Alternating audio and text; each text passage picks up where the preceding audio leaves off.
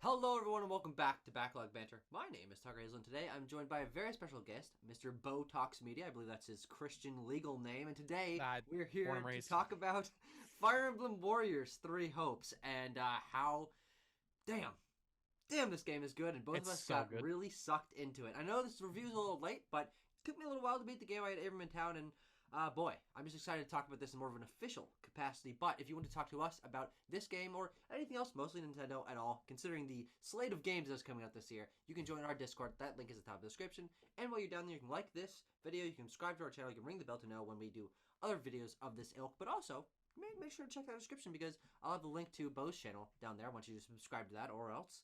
And also join his Discord because we both have nice little communities for you to join and rant about Fire Emblem and Xenoblade and whatever the hell else you're talking about. Bo, thanks very much for joining me. Give me your opening thoughts on Fire Emblem Warriors: Three Hopes. Yeah, so okay, so we were talking a little bit before recording, Yeah, and you're saying, "Oh, we're both Three Houses fans." I like Three Houses. I do think it is the worst modern Fire Emblem. interesting. I Okay, like the 3D. I even like Fates more, and Fates is not that. I like Birthright quite a bit, so I'm Yeah, on your yeah. side with that one. Echoes is my favorite. I'm not until Let's I play haven't over. played the older Fire Emblem games, so Yeah, I'm no, sure neither have that's a whole can of worms. Um, I think this game is better than Three Houses, I. Okay, which is the biggest compliment you could ever give a spin-off and especially a Warriors game. sure. I think the characterization of the characters is better. I think the gameplay fits the story more in this Hmm. instance. Yeah. And I think the quality of life stuff Omega Force and Koei Tecmo have done to improve the Warriors formula have propelled this game way past anybody's expectations of what a Warriors game can be and should be. They've started this with Hyrule Warriors and then Mm-hmm. Persona 5 Strikers, Age of Calamity, I should specify, where Yeah. they're taking instead of doing a whole franchise of fan service, they're doing one game and really focusing and honing in on that, and Exactly. and taking the mechanics of that game and doing a spinoff based on that. This game exceeded every expectation I had for Yeah. sure. Well, I'm very excited to hear you talk a little bit about the quality of life changes over the course of the Warriors franchise because you've played a number of these games, but this is my first time fully experiencing one of these games. I tried the demo of Age of Calamity when that dropped, and I just could not figure out what I was doing. Like I didn't understand the combos. I never played an action game of this type. Frankly, back then I hadn't even played like really any action RPGs of this kind. So I was just like, this is button mashing. Why can't I jump? What the hell is going on? And then so I stopped. I didn't try Age of Calamity. I haven't played the other ones. But I was willing to give this one a shot because it, from what I could tell pre-launch, and now this is true post-launch, is that they were taking a lot of what made me love Three Houses so much, which was the characters, which was the world, which was the idea that we have these warring groups and these characters that fight, but then also their friends and they have this history, and that they were applying that to a formula of button mashy hack and slash gameplay that would allow me to sort of connect it together and make it feel like it was a more cohesive and fulfilling experience because my favorite part of Fire Emblem is not the turn-based gameplay. It has always been the characters and learning about each of them and watching their dynamics grow and building just a huge gaggle of folks that I can get to know over the course of the game because I don't play with permadeath. That's not my No, speed. me neither. I love the characters. I mean, I absolutely agree. As a Fire Emblem Three Houses fan, I was really surprised at how much Omega Force and Koei Tecmo here nailed the vibe, the aesthetic, and the structure of Fire Emblem. That's something we'll get into, but primarily the characters, and of course, get back the full voice cast.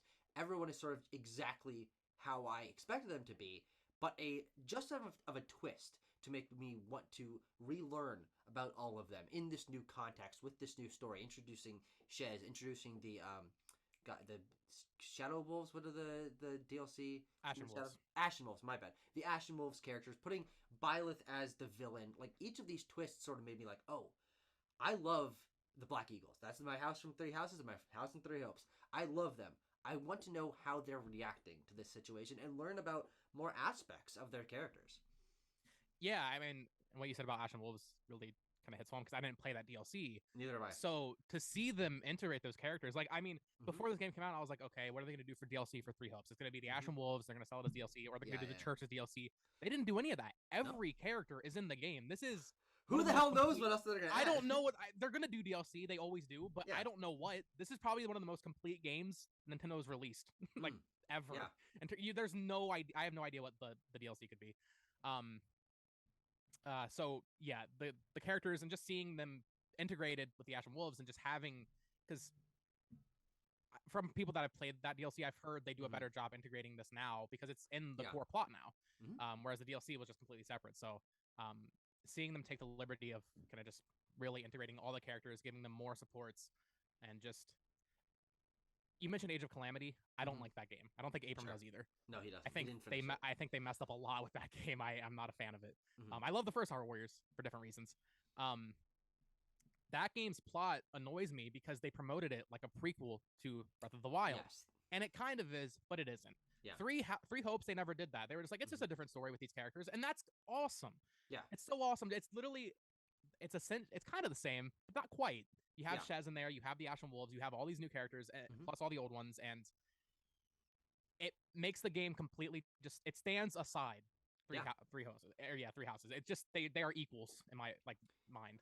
Yeah, Which is and the crazy. interesting is, it's like this is just another set of possible stories for these characters. We know that for the last few sets of Fire Emblem games, Three Houses and of course Fates, they've played with this idea of choosing a different perspective and watching how that flowers out into different endings, and you learn about different sides of each character and taking perspectives on a war. And I think that this game, the thing that surprised me most about its story, and why I connected more to the actual story of this game, like the plot of Edelgard conquering Fodlan, is through my perspective, choosing the Black Eagles, is that this handled a lot more of the war and conquering and larger interpersonal conflicts between like the houses of the lords and things like that better than any Fire Emblem game that I've played, because I better understood that, okay, we have the Empire, we have the Kingdom, we have the Alliance, and then each of their leaders has like smaller leaders, which are the lords, and they've each got their own territories. And it was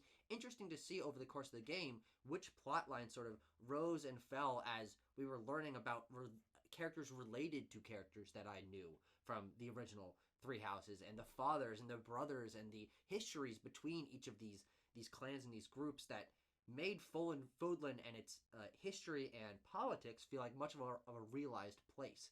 Because in Three Houses rather, I could not tell you what the actual like large scale conflict of that game was. I know Rhea and the Church of Saros and all that, but that's like large scale things in my head. What I was really focused on in that game was the interpersonal relationships of the characters and getting the Black Eagles to feel like a little family and learning about Bernadetta's past and why these things are happening. But both the interpersonal relationships here and the large scale conflict of the war were both equally fascinating to me here, and I think it was handled a lot better. Yeah, I definitely agree because it's been a long time since I played Three Houses. Well, Yeah, same here. 2019. And I won't lie, I don't remember a lot of what happens, and I don't remember all the characters that are in there. I don't know if I don't know. I did the Black Eagles also, both games. That's Edelgard's my girl. And what you said, like I didn't really care about the story that much in Three Houses because, and that's what I was saying with the gameplay for this. I think just fitting the setting more with it being a war. Obviously, every Fire Emblem game's a war, sure.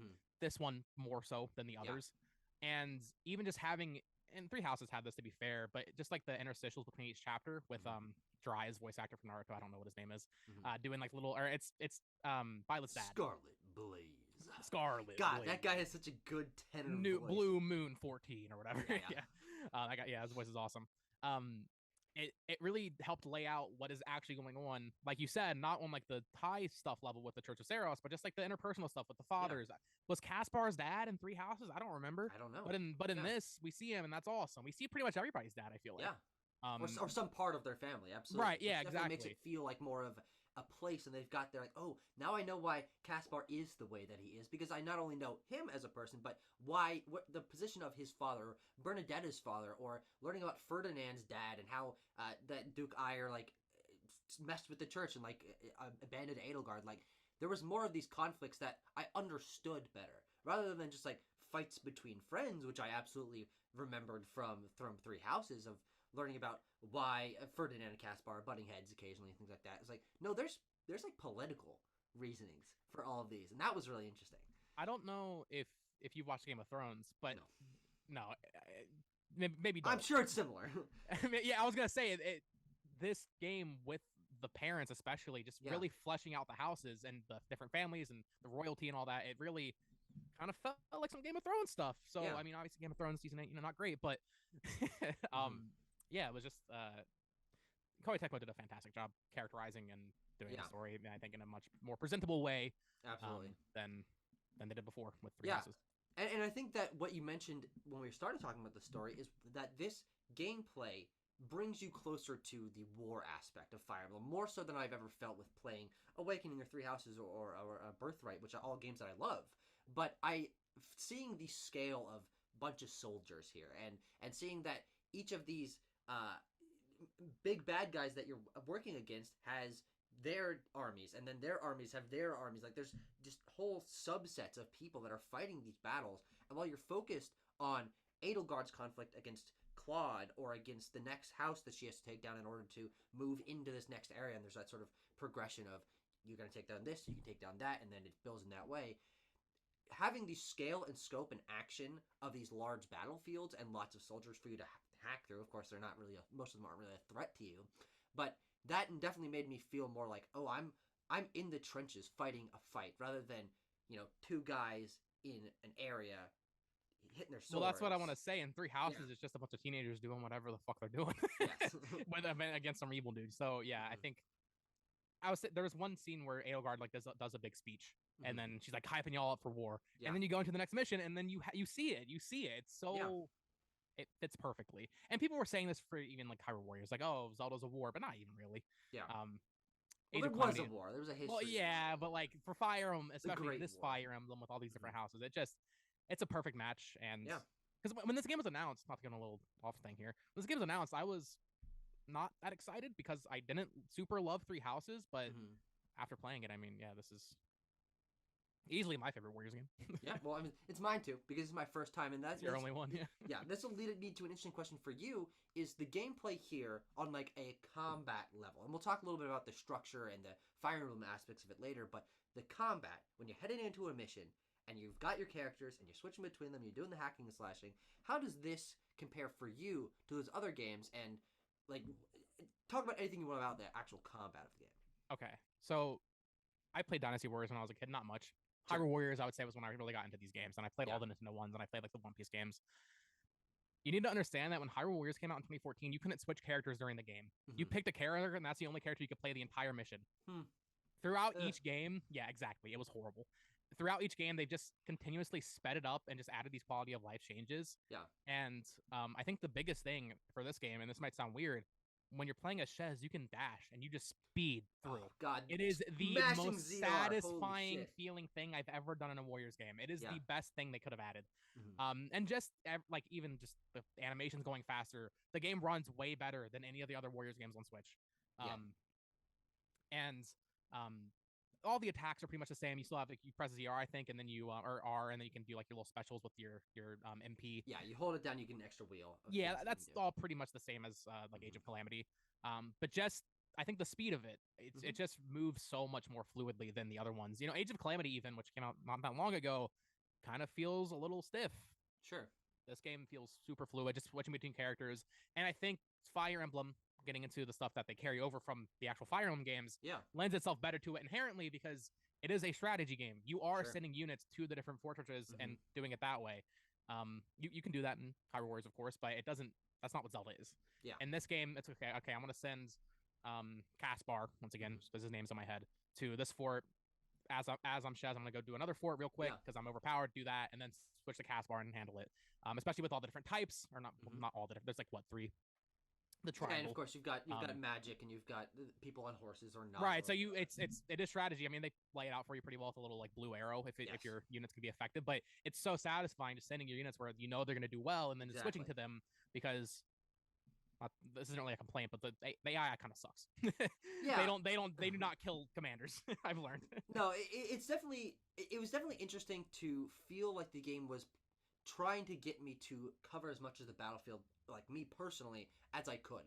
I always felt like, okay, there's this ticking clock. They're trying to get me to get S rank. I need to beat it in under 5 minutes. Okay, I need to make sure my characters don't get damaged enough for me to get the S rank to get like a Master Seal or whatever it was. And I always felt like I needed to keep an eye on like the large scale battle, more so than I frankly ever have with most strategy games, because while nearing the end of this game, I definitely stuck a lot with Shez. Shez was very overpowered. Oh my god! By the end of it, dude, she was like, so overpowered. 20 plus I levels was higher than trying everyone so else. hard to balance everybody, but by the end of it, Shez is just Yeah, far MVP away every gone, game, absolutely. But before that, and still to a certain degree nearing the end of the game, I always felt like I needed to make sure that my characters were doing things as efficiently as possible and going to places where they would be doing more damage, so it was more likely for them to be taking down enemy commanders and taking over base camps and stuff. So I could like, so I could make sure that my run of this battle was as efficient as possible. Because I played this game on the easiest difficulty, and I think that was perfect for me because I just liked the feeling of this game of button mashing, overpowered, just like no one stands in my way. I am the god of this battlefield, and I will switch to people, boom, boom, boom, take out an enemy here, take out an enemy there, converge everyone in, do an all-out attack, and make sure everyone's going to the boss and just plowing through everything. And I think that for me made me not connect like the strategy of doing a parry here, making sure that I'm using like consuming my what was the word, the durability of the weapons at a certain pace, but that I was feeling powerful at all points in time, and then I could get to the elements of the game that frankly connected with me more, which was the larger Fire Emblem structure, is managing the base camp and liberating camps so I get a little bit of material so I can upgrade this thing, and then that's going to allow me to have an extra point so I can get send them to do some chores, and that'll allow them to connect a little bit better, and I'll get a support conversation. The way the two fed into each other I found to be really compelling and made me like this combat, this frankly much simpler combat than I was expecting, more than I expected to. Yeah, before we get into the more Fire Emblem stuff, I just want to say, you mentioned parrying. Mm-hmm. Another thing that I want to compare to Age of Calamity, a big mechanic that they introduced in that game was the Flurry Rush from Breath of the Wild. Mm-hmm. It sucks in Age of Calamity because it slows down time, and even if you kill the enemy, you're still doing damage for no reason. In this game, the parry is so much smoother. So I just want to applaud them for that. The parrying is really good. And then also the side stuff is so addicting. I don't know about you. I did every possible thing in my route. I didn't skip anything. Because so just for context of, I'm sure if you're watching this video, you've played the game, but when you go into a chapter, you have your base, you have the goal on the other side, and you have battles along the way in order to get to that goal. But you don't have to do all of them. You are rewarded for doing all of them by having more strategy points for when you get to that final mission, which, by the way, is a great way to incentivize you to make sure you're tackling everything. But also, you have optional side things to, this little camp has some guys that I need to save, and they'll give me some extra bonuses if I save them. And it was definitely a really nice feedback loop of making sure you wanted to take on everything. And nearing the end of the game, I kind of just wanted to see where it ended, so I definitely petered off in terms of taking care of everything. But absolutely, for the first, third or 2/3 of the game, I was like, I'm just gonna take on everything before I get to the end of the next chapter. Yeah, and then you mentioned sorry, my mind's going blank. Sorry. Like the training points and all that, and just the social aspects of three hopes and three houses. Once again, I didn't like the personification of three houses. You don't like the strategy stuff of Fire Emblem too much. That's my favorite part of it, typically. Sure, fair. Especially in like Awakening, and of course, that's what Fire Emblem is, right? I think this game does the social stuff a lot better because, as fun as, like you said, being a god on the battlefield is and just mowing through enemies, it is nice having that downtime. It is nice just going there and ranking up your troops, and we'll get to the class systems. I think it is one of the best aspects of the game. Mm-hmm. It just makes for this perfect flow of gameplay where, I'll be watching TV or something, just grinding out the extra missions, and I'll go back, do a bunch of chores, training, upgrade the base camp facilities, which you couldn't do in Three Houses, I don't think so. Which is another really cool addition. Yeah. And it just made for this perfect blend of combat and then just other stuff that I think really went together well. Yeah, so there's sort of two sides of the coin for the social aspect. Now, personally, I disagree with you on the characterization of the characters through the social aspects of their support conversations and watching them grow across the story. I think it's really cool to see this alternate side of a lot of these characters. But what Three Houses gave you a lot more of is like really rich backstories for these characters, which you get a little bit of here. But I did all of the support conversations for all of the Black Eagles in both games, and I definitely feel like I got to know like their personalities a little bit better and their histories a little bit better in Three Houses. Okay, I didn't do that, so that makes sense. Okay, sure, fair. But whereas in this game, it was more their thoughts on war and the situation that they're in and how they feel about being put into this situation. Because what we're spending time with the characters here in a much more mature part of their life. Like they are soldiers. They're not and of course there's a time skip in Three Houses, so that's a part of that story. But focusing this story on that definitely allowed me to connect to them in a different way. But while I preferred what Three Houses did in terms of characterization, the pacing and the flow of the social aspects here is leagues better. Because I think the base camp here, well, it's not as visually interesting as Garreg-Mach Monastery, and conceptually, it's also how does this same camp keep popping up across the country? It doesn't really matter. Don't worry about it. But while it's not as visually interesting, the base camp is so much more refined than Garreg-Mach. You're not walking around to each of these places with a bunch of space in between. You can bring up the menu and teleport anywhere you want to immediately. Oh my god, the load times of this game are insane. They're really so impressive. Snappy. I honestly don't think there's been a game on Switch that says better load times than this. I think you're right, yeah. But it definitely allows you to feel in control of what tasks you need to get done really quickly. Because I finish a battle, it brings up a little notification. It's like, hey, your supply thing is full. I'm like, oh great, cool. I'll pop back in, loads very quickly. I'll teleport straight to the supply guy. Boom, collect my stuff. Teleport to the guy that allows me to upgrade my bases. I'm like, boom, boom, boom, boom, hopping around, talking to a few guys. Spending a couple trading points, spending a couple chore points, and I always felt like I could just be zipping around, taking care of whatever I did, and there was like barely any like mental downtime in terms of I always felt super engaged on both sides of the coin of the social aspect and the combat. Yeah, and I think that's where I would kind of have a negative thing for Three Houses. I think the social stuff in that game was slower, and that's why I just preferred getting straight to my strategy gameplay. Yeah. Which I think was another reason I just enjoyed the social stuff in this game more. Sure. And then I already kind of mentioned it. The facility upgrading, so good, so satisfying. Did you upgrade everything? I got it completely maxed out. I got close, but I at a certain point I was like, maybe because I was playing a lower difficulty, I'm like, I don't actually need any of this. Like it's cool to see them the actual like physical bases in the world like grow a little bit. I believe like the training facility gets like some little banners around it. Like the kitchen has some flags. Like there's some light visual upgrades, which I kind of wish there was more of, but that's neither here nor there. But I did definitely like watching making sure that I was picking up the right resources or trading in my points here, trading my points there, because everything's really connected in this game in terms of the resources you're collecting can be converted into these if you want to spend them here, and it was drip fed at a really nice pace. Yeah, for sure. And then another thing I want to talk about is the class system. So normally when I play a mainline Fire Emblem game, I kind of just build a character one way. That's how I want to do it. I just want to like Shamir. I want her to be my archer, obviously. Yeah. The way just the class screen looks in this game, I'm a completionist at heart. Sure. So when I see that class screen and you just see like the 50 different classes with all the different stars and ranking them up, my monkey brain went crazy, Tucker. Yeah. Oh, I'm sure. So I didn't do everything. Obviously, I only did one route. I kind of want to go back to it maybe when I have some more time after Xenoblade to do the other routes. But this game giving you the flexibility of just quickly switching between classes. Every mission, I felt like I was changing my class. Sure. So on the one hand, it's a little weird because like I didn't have like a exact idea of what each character was. I'm sure like deep down they have like the stats that they're built for. Well, there's an obvious little thing. There's blue arrow for what their core class is. Right. Playing on normal, I didn't really need to pay attention to that. Maybe on hard, you would need to. But I just have to applaud them because, like I said, in Three Houses, I don't really care about. I just build my character the way I want them to build. In this game, it really kind of incentivizes you to just try out every single class that's possible because then you get the extra they just abilities that you can kind of carry over to that class permanently if you want to keep using them. So I don't really think that stuff is probably necessary in terms of beating the game, but it is a fun little bonus. Maybe if they add DLC that's like a super lunatic difficulty or whatever, it'd be a little bit more a little more necessary. But yeah, sure. in your first playthrough, it's not going to be necessary. But it's just nice to see it there.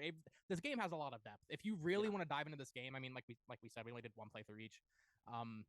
You could probably put 200 hours into this game if you really wanted to. So I've been saying this to my friends, like if you can buy one game this year and you are okay with Warriors gameplay, this is probably the most fully fleshed game that Nintendo's released. Sure, yeah. I mean, the class system was something that I didn't really delve too much into. Oh, okay. Except for the fact that I liked watching my skill tree fill out, and like I would unlock the different classes for Shez so I could fill out her entire tree. But I didn't really experiment with them too much because I really liked that Asura thing with the two swords. Oh, dude, that was so cool. Really, it hurt me switching from that. yeah. I did it for the one thing I do like about the structure of this game that I realize does incentivize you to experiment with that is there's a lot of allowing you to not have to spend time on every little tiny piece. You've got the part where you can open up a character on when you're setting them up in the battlefield, and you can optimize their loadout. Boom, just press Y, boom, loadout optimized. You're doing the training thing. You press what was it? Plus to make sure that it's filled out with all the guys on their optimal way of getting training points, and boom, like you don't have to spend a ton of time making sure, oh, is this character going to train this guy better? Like, for me, just getting those over with and not having to like bog my time down into those was really efficient, and it still allowed me to make sure that I was growing my characters at a reasonable clip. And it seems like they just recognized like where their effort should be going. It's like, hey, you don't need to put all your time into this. There's a button. You have a button that just lets you boom. All right, optimize, go on your way. And I thought that was really like it was really nice of them. Yeah, I like JRPGs a lot. That is normally my least favorite part is just making like a loadout because like bro, I have 100 pieces of equipment in Xenoblade 3 right now. I'm not trying to like look through each one. Yeah. And Xenoblade 3 also has that where you just press Y, bam, you're good. It's so nice. I'm sure if I did it manually, I could do it better. I don't care though. I press Y, it's good. So yeah, and that just goes back to what we were saying, just quality of life across the board. This game it's so quick and snappy, like you were saying. You can just go to the hub, do your things real quick, and then get back into the battlefield. So yeah. Yeah, I'm really impressed by not only how much I love this game, but how quality it was. I'm really impressed by how one-to-one they were able to recreate everything about Three Houses and the character, like the character models and the textures and the menu screens. Everything so accurately replicates what Intelligent Systems does with Three Houses that it feels weird to see it in something else, but it feels so accurate. Well, I don't know how much influence Intelligent System actually had on Three Houses. Koei Tecmo made that game. Oh, they were the brute force of it. So I think that probably helped a lot. Great point. Never thought about that. But then again, Age of Calamity, they did kind of mimic the style of Breath of the Wild very well in that game as well. And obviously, they had nothing to do with that. So, yeah, I don't know. I think not to like go into like what I want from them in the future. I don't know what I want from them in the future, but I hope they keep doing this. I hope they keep honing in on one game. You know, if we get a new Fire Emblem mainline game next year, I hope they do a game for that. Yeah, sure. Because I think they're on to something here. Warriors games kind of get a lot of shit for just being the same thing every time, and I think they've maybe finally found something that works. So I hope they keep doing it. Yeah, and I think that as I was trying to get to that's the aspect that impresses me most with this is I have been on the periphery of Warriors games, and they've always looked the same in terms of combat because that's what they show in trailers is hacking and slashing, and from what I've heard, it's the same YYYX, like though that is the structure of these games. But I do think that there is something to be commended here in terms of them putting in the effort to make a fully voice-acted set of characters with these optional support conversations and accurately recreating what the base camp social aspect of Fire Emblem it now is, with Three Houses taking that direction. Presumably that's where the mainline Fire Emblem series will continue to go. This feels like an entry in the Fire Emblem series, just with different gameplay. And I think that that's really impressive for a team that, frankly, has been making very similar games for most of our lifetimes. So I'm very impressed by this game. It's one of I think it's up there for my favorite Switch games. And it's really impressive that a game in a franchise I'd never played before, from a team that I'd never experienced a game, true game from before, has entered that. And I'm with you. I can't wait to see what they do next, because I think this signals a very good direction for them of taking new gameplay ideas from another series and trying it in their own games, and frankly giving this game a little bit more meat than I maybe think I would worry about going back to previous games, of not having that social aspect that sort of feels like you can have this ebb and flow of up and down time, of a little bit of time to relax between these crazy battles. Yeah, it definitely makes me want to go try Persona 5 Strikers, because now that is the highest rated Warriors game on Metacritic. This is right behind it. So there's obviously they're doing it right. Yeah. Everybody seems to agree. And I'll just put wishful thinking into the aura right now. Spirit Mhm. bombing it. Xenoblade Warriors, Do please. it. For the Do love it. of God. It makes so much sense. It makes a lot of sense, and I certainly think it's possible with the amount of these games that we've gotten collaborating with. This is the fourth one Nintendo. on Switch. Yeah, yes, it is. One of them was a port, but We'll still allow it. count it. But I'm so impressed by them and this game, and boy, this is a good signal for me. I've sort of added another franchise that I can be excited for next time one's announced. But thank you very much for watching, guys. Once again, reminding you, go subscribe to Bo. Of course, subscribe to me. You know, don't brag, but I think it was a pretty good video. And we will see you guys in future videos. See you guys. Okay. Wet my whistle a little bit.